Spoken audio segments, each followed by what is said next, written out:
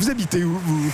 Moi, j'habite pas très loin du parc Georges Brassens, donc dans le 15e, limite 14e. Et c'était un peu par hasard que je suis arrivée. Souvent, quand on arrive de province, moi je venais de Lyon, on arrive dans les gros arrondissements où il y a des gares, le 12e ou le 15e. Voilà. D'ailleurs, ces deux gros arrondissements, on les compare souvent à des petites provinces. Et finalement, j'y suis restée, j'y suis bien. Voilà. Quel conseil vous donneriez à une femme qui va devenir maire d'une grande ville à l'issue du deuxième tour, donc qui aura lieu en juin? Vous avez une certaine expérience maintenant. Oui. Accroche-toi. Non, voilà, sois toi-même et surtout. On peut être soi-même quand on est maire d'une grande ville?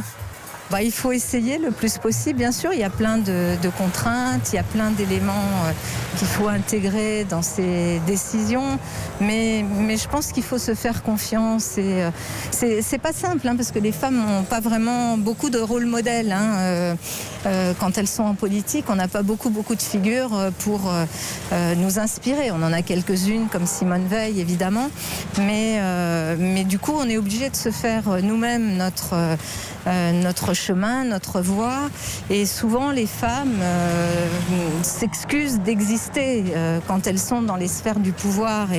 Et souvent, elles pensent qu'elles vont être contestées, ce qui est le cas d'ailleurs, souvent, parce que leur compétence est plus souvent ou mise en cause ou questionnée. Donc, qu'elles se fassent confiance et surtout qu'elles soient fortes et humaines. Voilà. Et à celle qui vous remplacerait dans l'hypothèse où vous ne remporteriez pas le second tour, donc à une autre maire de Paris que vous donneriez quel conseil?